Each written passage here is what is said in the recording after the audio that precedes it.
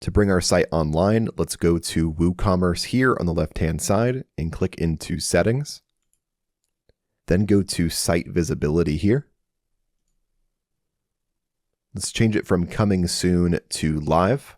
We'll select this here and then click on Save Changes.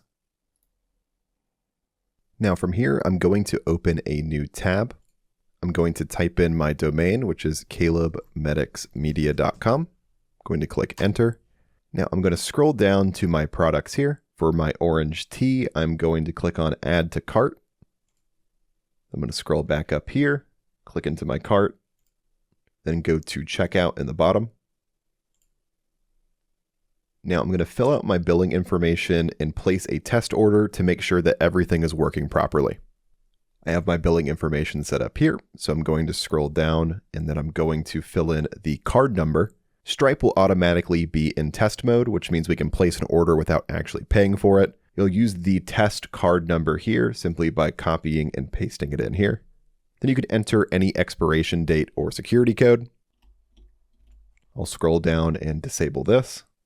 And then I'll click on Place Order. And once this goes through, it'll show us that everything is set up on our end and everything is ready to go. As you can see here, it says that the order has been received, it was placed. And with that done, you've now set up your very own e-commerce store using WooCommerce. I really hope this video helped you out. And don't forget to use our special link in the video description to get an extra 10% off your hosting plan.